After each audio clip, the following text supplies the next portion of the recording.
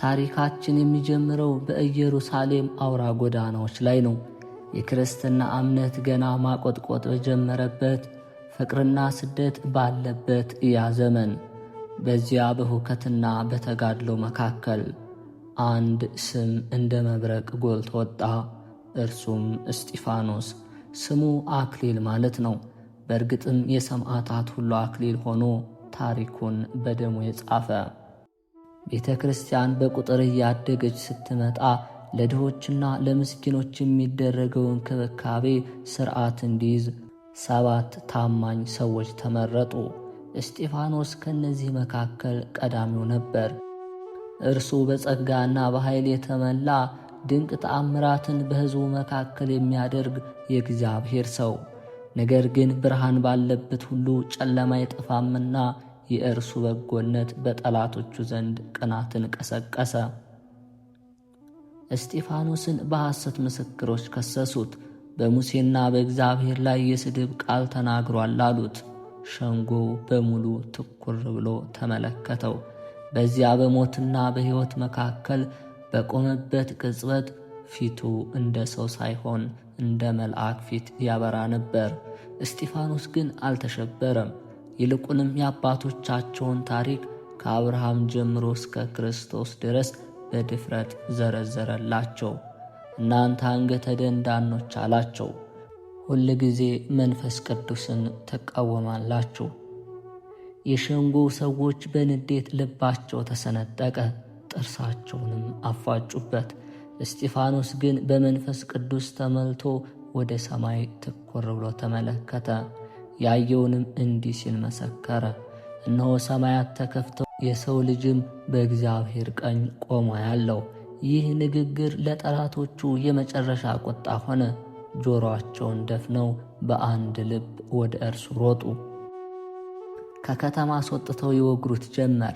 ድንጋዮች በላዩ ላይ እንደ በረዶ ሲወርዱ፣ እርሱ ግን ስለ ገዳዮቹ ምሕረትን የሚለምን ጌታ ሆይ ይህንን ኃጢአት አትቁጠርባቸው በማለት በታላቅ ድምፅ ጮኸ። የመጀመሪያው ጸሎት ለነፍሱ አደረገ፣ ሁለተኛው ግን ለጠላቶቹ። ይህንንም ብሎ አንቀላፋ። ያን ጊዜ ሳውል የሚባል ወጣት ይህን ግድያ በደስታ ይመለከት ነበር። ሳውል በኋላ ላይ ታላቁ ሐዋርያ ጳውሎስ እንዲሆን የእስጢፋኖስ ደምና ጸሎት መንገድ ጠርጓል። ቅዱስ እስጢፋኖስ በድንጋይ ተወግሮ ሞተ። ነገር ግን የእምነት ሻማ ሆኖ ለዘላለም መብራት ጀመረ። ለእውነት መቆም፣ ለጠላቶች መጸለይና እስከ ሞት ድረስ ታማኝ መሆን ምን ማለት እንደሆነ ያስተማረ። ዛሬም ድረስ ታሪኩ ለብዙዎች የጽናት ምንጭ ሆነ። ወጣቱ ሳውል ወይም ጳውሎስ በቁጣ ተሞልቶ እስጢፋኖስን ሲመለከት በአንድ በኩል የሕግ ጥብቅነት፣ በሌላ በኩል የጸጋ ብርሃን ይታያል። በዚያ ዕለት በኢየሩሳሌም አደባባይ 2 ታላላቅ መንፈሶች ተገናኙ። አንዱ ሳውል ይባላል፣ የኦሪት ሕግ ቀናተኛ፣ የአባቶቹን ሥርዓት ለማስከበር የሚተጋ። ሌላኛው እስጢፋኖስ በክርስቶስ ፍቅር የሰከረ፣ ሞትን እንደ ሰርግ የሚጠብቅ። ሳውል እስጢፋኖስ ሲወገር በደስታ ይመለከት ነበር። ነገር ግን እስጢፋኖስ ሲሞት የሳውል ሕሊና ለዘላለም ተረበሸ። እንዴት አንድ ሰው እየተገደለ ይቅርታን ይሰብካል የሚለው ጥያቄ በሳውል ልብ ውስጥ የለውጥ ዘር መዝራት ጀመረ። እስጢፋኖስ በሸንጎ ፊት ያደረገው ንግግር ተራ መከላከያ አልነበረም። እርሱ እግዚአብሔር በሰው ልጆች ታሪክ ውስጥ እንዴት እንደተጓዘ የሚያሳይ ረጅምና ጥልቅ ትምህርት ነበር። አምላካችን በድንጋይ በተሠራ ቤት ውስጥ ብቻ አይኖርም ሲላቸው የካህናቱ ቁጣ ነደደ። እስጢፋኖስ ግን እውነቱን ተናገረ። እግዚአብሔር የሚኖረው በንጹሕ ልብ ውስጥ መሆኑን መሰከረ። ይህ ንግግሩ የሰማይን ደጅ አስከፈተለት። የመጨረሻው ድንጋይ ግንባሩን ሲመታው እስጢፋኖስ ሕመምን ሳይሆን ክብርን አየ።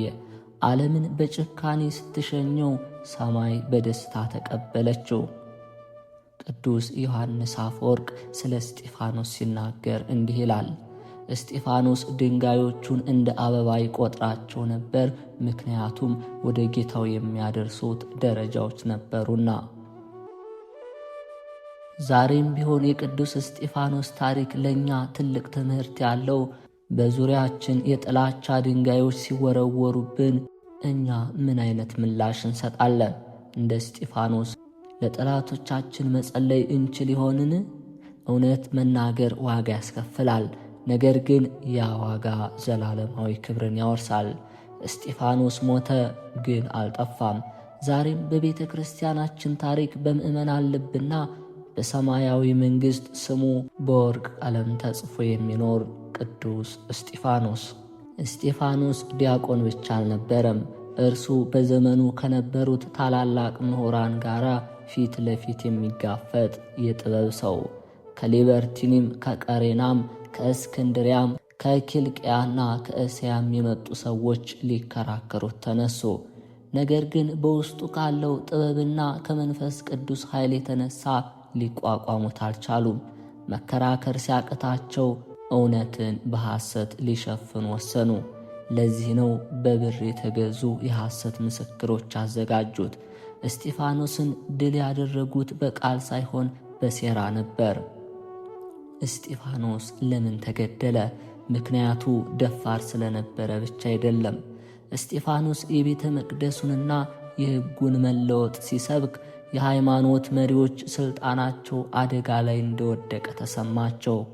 እርሱ ግን የሚናገረው ስለሚፈርስ ድንጋይ ሳይሆን ለዘላለም ስለሚኖር መንፈሳዊ ሕንፃ ነበር። ልዑል በሰው እጅ በተሠራ መቅደስ አይኖርም የሚለው ቃሉ የዚያ ዘመን ዓለምን አናወጠ። ይህ ንግግር የሞት ፍርዱን አፋጠነለት። እስጢፋኖስ የግሪክ ቃል ሲሆን ትርጉሙ አክሊል ማለት ነው።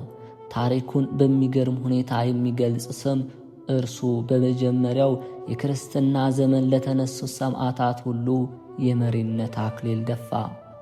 በምድር ላይ የሾህ አክሊል ደፉበት፣ በድንጋይም ቀጠቀጡት። በሰማይ ግን የማይጠፋውን የክብር አክሊል ተቀዳጀ። የሞት ቀን የእረፍት ቀን ሳይሆን የድል ቀን ሆነ። የታሪክ ምሁራንና ቅዱሳን አባቶች አንድ የሚስማሙበት ነገር አለ። እስጢፋኖስ ባይጸልይ ኖሮ ቤተ ክርስቲያን ጳውሎስን አታገኝም ነበር። እስጢፋኖስ ጌታ ሆይ ይህን ኃጢአት አትቁጠርባቸው ብሎ ሲጸልይ በዚያ የነበረው ሳውልን ወይም ጳውሎስን ይጨምር ነበር። ያ ጸሎት በሳውል ልብ ውስጥ እንደ እሳት ይነድ ነበር። ጳውሎስ በኋላ ላይ ስለ ስሙ መከራ መቀበል ምንኛ ክብር ነው ብሎ ሲሰብክ በዐይነ ሕሊናው የሚመጣውን ያ በድንጋይ እየተወገረ ይቅርታን የሚሰብከው የእስጢፋኖስ ፊት ነበር። እስጢፋኖስ በዚያ ሰዓት በአካል ብቻውን ነበር። የሚከላከልለት ጠበቃ፣ የሚረዳው ሰራዊት አልነበረውም።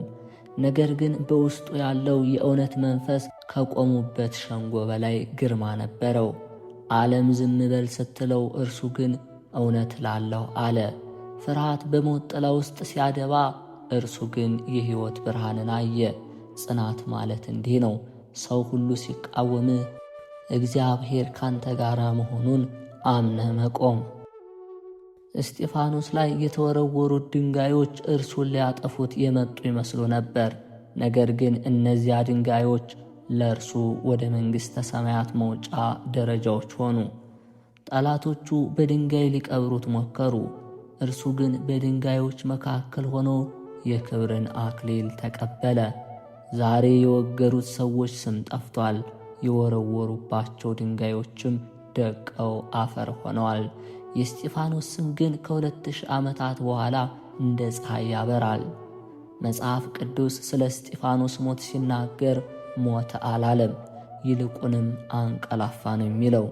ለምን? ምክንያቱስ ለቅዱሳን ሞት ማለት ወደ ዘላለም ሕይወት መሸጋገሪያ እንቅልፍ ነውና። በድንጋይ ዝናብ መካከል ሆኖ እንዲህ ያለ የሰላም እንቅልፍ መተኛት የሚቻለው በክርስቶስ ፍቅር ለሰከረ ነፍስ ብቻ ነው። እስጢፋኖስ ሲያሸልብ ምድር ታላቅ ምስክር አጣች፣ ሰማይ ግን ታላቅ ድል አድራጊ ተቀበለች። ከእስጢፋኖስ በኋላ በሺዎች የሚቆጠሩ ሰማዕታት ተነሱ። ቅዱስ ጊዮርጊስ፣ ቅዱስ ቄርቆስ፣ 7ቱ ደናግልና ሌሎችም። የሁሉም መነሻ ግን ቅዱስ እስጢፋኖስ። እርሱ የሰማዕትነት መንገድን ቀደደ፣ ሞትን መናቅንም አስተማረ። ዛሬም በቤተ ክርስቲያናችን ሥርዓት ዲያቆናት ሲያገለግሉ የእስጢፋኖስን ልብስ ይለብሳሉ። እንግዲህ እኛስ በእኛ ዘመን የሚወረውሩብንን የፈተና ድንጋዮች ወደ ድል ደረጃነት መለወጥ እንችል ይሆን? እንደ እስጢፋኖስ ሰማይ ተከፍቶ ማየት የሚቻል መቼ ይሆን? መልሱ በእምነታችን ጥንካሬ ውስጥ ነው። እስጢፋኖስ የፈሰሰው ደሙ በከንቱ አልቀረም። ያ ደም በቤተ ክርስቲያናችን መሠረት የቅዱሳን ጥንካሬ ሆነ። ጠላቶቹ አጠፋኑ አሉ። ነገር ግን እንደ ስንዴ ቅንጣት መሬት ላይ ወድቆ በሚሊዮን የሚቆጠሩ አማኞችን አፈራ። እስጢፋኖስ ሲሞት ታሪክ ተለወጠ።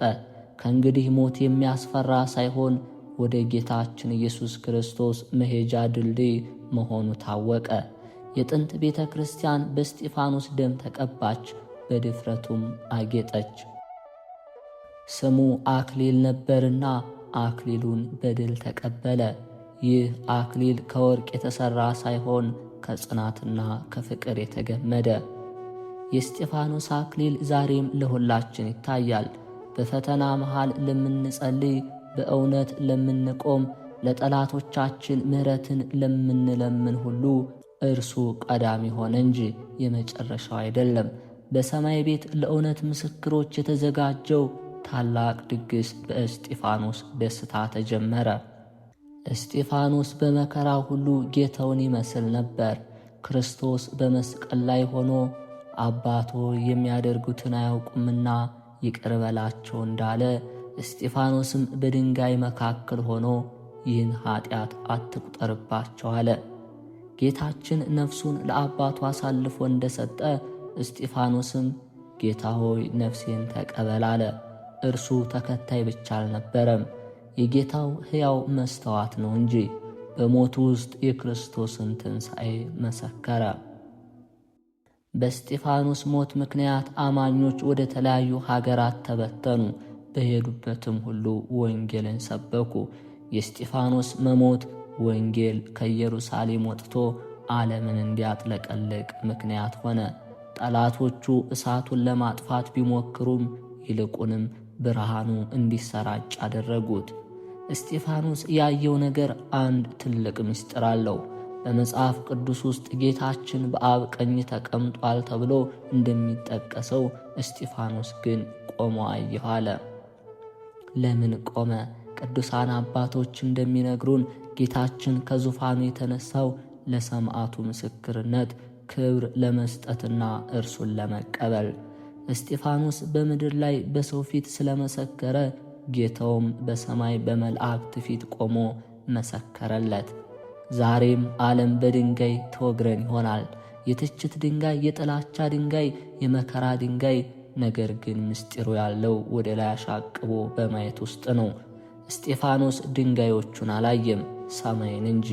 ገዳዮቹን አላየም፣ አዳኙን እንጂ። እኛም በሕይወታችን ፈተና ሲበዛብን እንደ እስጢፋኖስ ሰማይን ብናይ የሚወረወሩብን ድንጋዮች አያቆስሉንም፣ ይልቁንም ወደ ላይ ያወጡናል። እስጢፋኖስ ሲያርፍ በኢየሩሳሌም ትልቅ ዝምታ ሰፈነ።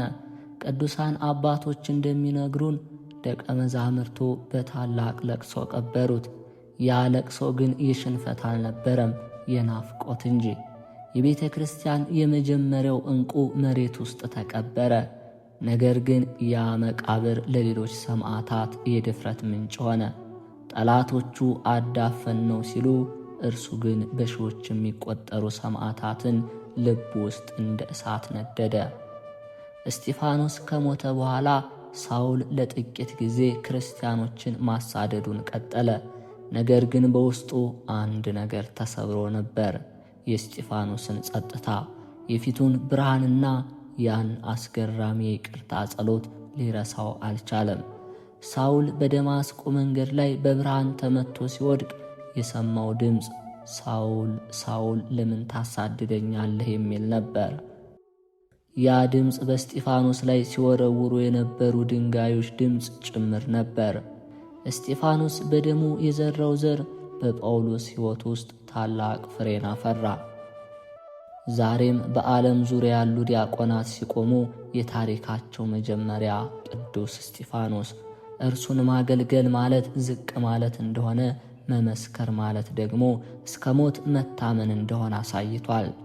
በመቅደስ ውስጥ የሚቃጠለውን ዕጣን ሁሉ የእስጢፋኖስን ቅዱስ መሥዋዕትነት ያስታውሰናል። እርሱ የቤተ ክርስቲያን የሥርዓትና የጽናት መጀመሪያ ነውና። እስጢፋኖስ በድንጋይ ተወግሮ ከሞተ ከ300 ዓመታት በላይ አለፉ። ስሙ በልብ ውስጥ እንጂ ሥጋው የት እንደነበረ ተረስቶ ነበር። ነገር ግን በ415 ዓመተ ምህረት በአንድ ሌሊት ሉኪያኖስ ለተባለ ካህን በሕልም ተገለጠለት። እስጢፋኖስ ነኝ፣ ሥጋዬ ያለበትን ቦታ ላሳይህ አለው። ሥጋው በተገኘበት ወቅት ምድር በሚገርም መዓዛ ተመላች። የታመሙት ተፈወሱ፣ የታወሩ ታዩ። ይህ ግኝት ለዓለም ሁሉ ትልቅ የምሥራች፣ ሞትም ቢሆን የቅዱሳን ክብር ሊያጠፋ እንደማይችል ማረጋገጫ ሆነ። ዛሬ በኢየሩሳሌም፣ በሮም፣ በቁስጥንጥንያ፣ በኢትዮጵያ በስሙ የታነጹ አብያተ ክርስቲያናት የእርሱን ጽናት ይመሰክራሉ። እስጢፋኖስ የአንድ ዘመን ሰው ብቻ አይደለም፣ እርሱ የሁሉም ዘመን ወጣት አርአያ። ብዙዎች የቅዱስ ጳውሎስን መለወጥ በደማስቆ መንገድ ላይ እንደጀመረ ያስባሉ። ነገር ግን እውነቱ ከዚያ ቀደም ብሎ በኢየሩሳሌም አደባባይ ተከስቷል። ሳውል እስጢፋኖስ ሲገደል ሲመለከት በውስጡ አንድ ጥያቄ ተፈጠረ። እንዴት አንድ ሰው በድንጋይ የተደበደበ ነፍሱ ልትወጣ ስትል ለገዳዮቹ ይቅርታን ይለምናል የሚለው ጥያቄ የሳውልን ልብ ሰንጥቆት ነበር። እስጢፋኖስ በደሙ የዘራው የፍቅር ዘር በጳውሎስ ሕይወት ውስጥ ታላቅ ሐዋርያነትን አፈራ። እስጢፋኖስ ባይጸልይ ኖሮ ዓለም ጳውሎስን አታገኝም ነበር። እስጢፋኖስ የዲያቆናት አለቃ ብቻ አይደለም፣ እርሱ የሰማዕታት ሁሉ መጀመሪያ ነው። ዛሬ በቤተ ክርስቲያናችን ሥርዓት ዲያቆናት በትከሻቸው ላይ የሚያደርጉት ልብስ እስጢፋኖስ ሲወገር የነበረው ግርማና ትሕትናን ያስታውሰናል። እርሱ አገልግሎትን ከደም ጋር፣ ጸሎትን ከይቅርታ ጋር አዋህዶ ያሳየን። ለዛም ነው ዛሬ ድረስ በዓለም ሁሉ ያሉ አብያተ ክርስቲያናት የእርሱን ስም በክብር የሚጠሩት። እስጢፋኖስ ከመሞቱ በፊት ሰማያት ተከፍቶ አያለው ማለቱ ለእኛ ትልቅ ትርጉም አለው። ከእርሱ በፊት ሰማይ ለሰው ልጅ የተዘጋች ትመስል ነበር። እስጢፋኖስ ግን በደሙና በጽናቱ የሰማይን ደጅ ከፈተ። ከእርሱ በኋላ የመጡት ሰማዕታት ሁሉ ያን የተከፈተ ሰማይ እያዩ ወደ ሞት በደስታ ሄዱ። እስጢፋኖስ የሰማይ መንገድ በድንጋይ ሳይሆን በፍቅርና በእምነት እንደሚከፈት በተግባር አሳየን። በቤተ ክርስቲያናችን ሥነ ስዕል ውስጥ እስጢፋኖስ የሚሳለው በልዩ ሁኔታ ነው። በአንድ እጁ ማዕጠንት ጽንሐ ይይዛል። ይህም ለጌታችን ያቀረበው የቅድስና መዓዛና የጸሎት ምልክት፣ በሌላ እጁ ደግሞ የወንጌል መጽሐፍ ወይም ድንጋዮችን ይዟል። ይህም ለእውነት መሞቱንና በወንጌል የታመነ መሆኑን ያሳያል። ስዕሉን ስንመለከት የምናየው የተሸነፈ ሰው ሳይሆን በሞት ላይ የሳቀ ድል አድራጊ ነው። ፊቱ ላይ የሚታየው ሰላም ከሚወረወሩበት ድንጋዮች በላይ የሆነ ሰማያዊ ጸጥታን ይገልጻል። በኢትዮጵያ ምድር የቅዱስ እስጢፋኖስ ስም ልዩ ክብር አለው። ጥንታውያን ገዳማትና አድባራት በስሙ ተሰይመዋል።